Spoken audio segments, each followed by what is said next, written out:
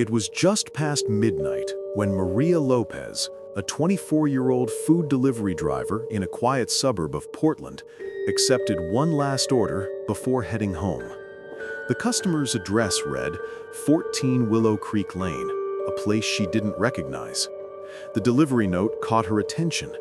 Please leave the order inside the garage. Do not knock or ring the bell. Thank you. The instructions were strange, but she had seen plenty of odd requests before. So she shrugged it off and drove her old SUV down the narrow, fog-covered streets. The deeper she went, the thicker the mist became. Her headlights barely cut through the gray wall ahead. After several turns past a row of abandoned warehouses, she finally saw it, an old house sitting at the end of the lane.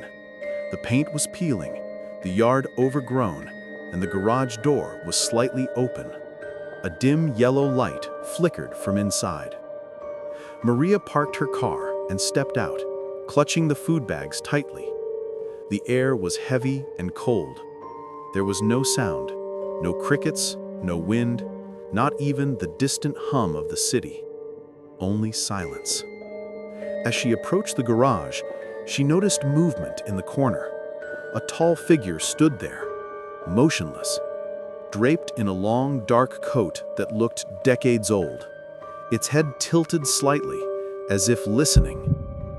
Then a voice came, low, raspy, and close. "Did you bring the garlic bread?" Maria froze. Every instinct screamed at her to leave the food and get out. Slowly, she placed the bags on the floor and turned back toward her car. But before she could move another step, the garage door slammed shut behind her with a deafening crash. The flickering light stuttered violently as the figure began to move, slow, dragging footsteps scraping against the concrete. Her heart racing, she fumbled for her phone. No signal, no GPS, no bars, nothing. Her breath came fast and loud, echoing in the confined space. She ran to the door, pounding on it with both hands. Then, without warning, it creaked open on its own.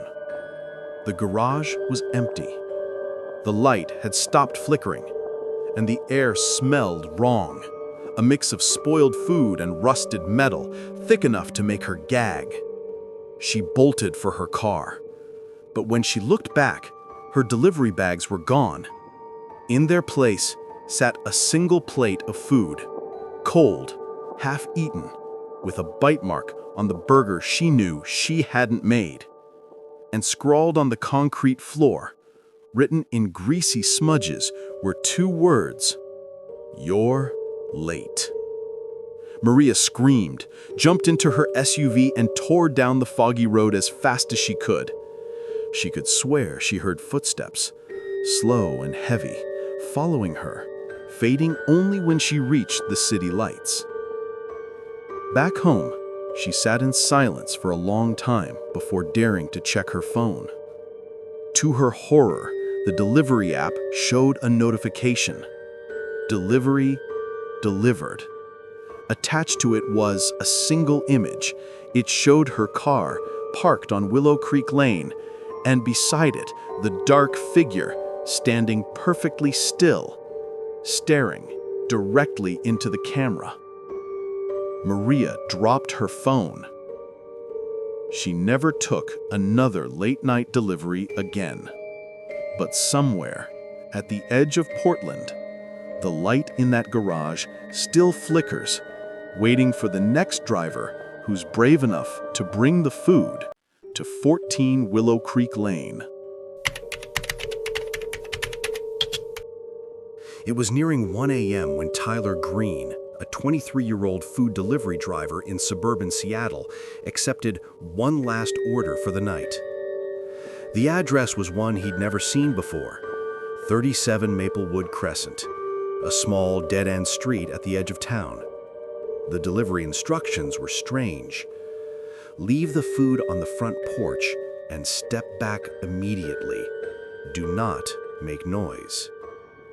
Tyler frowned at the message. It was odd, but he'd had his fair share of weird customers before.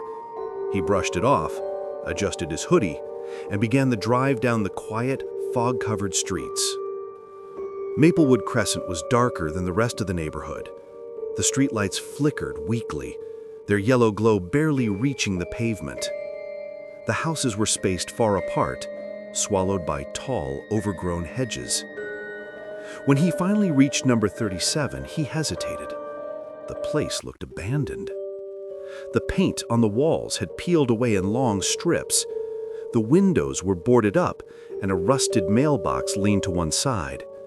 But the porch light was on, flickering like a dying candle. A chill ran through him. Still, he grabbed the delivery bag and walked toward the porch. A cold wind blew past, carrying the faint smell of something rotten, like old garbage mixed with decay. He swallowed hard and kept moving. Just as he reached the steps, he heard it. A whisper. Soft. Barely audible. "You're early." Tyler froze, his eyes darted toward the door. Through a crack in the boards, he saw a shadow moving inside the house. The shape was human, but wrong. Its movements were stiff, jerky, like its limbs weren't working properly. Every instinct told him to leave, but he needed to take a photo for proof of delivery. He reached for his phone and felt his stomach drop. The screen was black, battery dead. But it had been fully charged just minutes ago. The figure inside moved closer to the door, its head tilted sharply to the side, and then it stepped out onto the porch. Tyler stumbled back. The figure wore a dark hood, its face hidden in shadow. But what he could see were long, pale fingers, thin and skeletal, reaching slowly toward him. Panic surged through him. He dropped the delivery bag and backed away, tripping over the cracked steps and falling hard onto the gravel. He scrambled to his feet and ran for his car. The door slammed shut behind him, echoing through the night. He jumped inside, fumbling with his keys, but the engine wouldn't start. Just a low, sickening click, again and again. Then from the porch came knocks. Slow, rhythmic. 3 of them. Knock. Knock. Knock. Followed by a whisper, clear and close. "You forgot the sauce." Tyler's entire body went cold. He turned the key one last time. The engine roared to life. He slammed his foot on the gas and tore down the road, gravel spraying behind the tires. As he sped away, he caught a glimpse in his rearview mirror, and his heart nearly stopped. The figure was sitting in his back seat, hunched forward, its hollow eyes reflecting the streetlights. Tyler screamed and swerved, nearly losing control. When he looked again, the back seat was empty. The only sound was his ragged breathing and the faint scrape of branches against the car. By the time he got home, he could barely think. He locked every door and sat in silence until the sky began to lighten. Then he finally dared to check his phone. It had turned back on. He opened the delivery app. There was a confirmation message waiting, but no customer name, no order details, just a single photo attached. It showed his car parked in front of 37 Maplewood Crescent, and next to it stood the hooded figure pointing directly at the camera. Tyler quit his job the next day, but sometimes, late at night, his phone buzzes with new delivery requests, all from the same address, 37 Maplewood Crescent. And the message always reads, "Leave the food on the porch. Don't make noise." It was a late Friday night when Jake Thompson, a 22-year-old food delivery driver in a quiet Denver suburb, accepted an order from a new customer. The address was one he'd never seen before, 12 Pine Hollow Lane, tucked at the very end of a narrow, fog-covered street. The delivery note on the app read, "Please leave the food inside the back door." "Do not ring the bell." Jake thought it was strange, but not completely out of the ordinary. Some people didn't like being disturbed late at night, so he shrugged, turned up his radio, and began the long drive through the misty roads that wound into the wooded outskirts of town. The deeper he drove, the thicker the fog became. His headlights struggled to pierce through the gray, and the faint sound of rustling leaves in the trees made him tense. Finally, he reached the end of the lane. The house stood before him, an old two-story wooden home, its paint faded and peeling, windows cracked and dark. Yet through one of them, the kitchen window, a dim yellow light flickered weakly, like a candle barely holding on. Jake parked the car and stepped out. The crunch of gravel echoed in the still night. The air felt unnaturally cold. As he walked up the back porch steps, the silence was so complete that he could hear the pounding of his own heartbeat. He lifted the delivery bags and froze. Through the cracked kitchen window, he saw someone inside. A tall, slouched figure stood in the corner of the room, wearing an old flannel shirt and suspenders. The person wasn't moving. They were just standing there, facing the wall. Jake's breath caught in his throat. Then he heard it, a voice, low, raspy, and close. "Did you bring it?" He spun around, but no one was outside.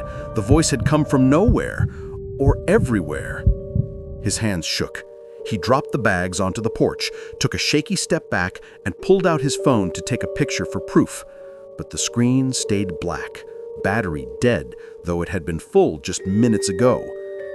Then came the sound that made his stomach twist. Knock, knock, knock. 3 slow, heavy knocks from inside the house. The back door creaked open on its own, the hinges whining. No wind, no movement, just a slow, steady groan as the door drifted inward. A wave of cold air hit him in the face, thick with the stench of rotting food and something metallic like old blood. That was enough. Jake turned and ran, his shoes slipping on the wet gravel.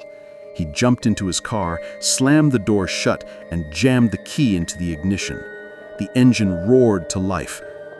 As he sped away, he made the mistake of glancing in the rearview mirror. The figure was there, standing at the kitchen window. But now it was facing him. Its face was pale and empty, the eyes black voids. Slowly it raised one thin, colorless hand and waved. Then it was gone. Jake didn't stop driving until he was 20 minutes back into the city. Every streetlight he passed flickered as he went under it, like the darkness was following him. When he finally got home, he locked every door, turned on every light, and sat down to catch his breath. His phone had turned back on. There was a new notification from the delivery app.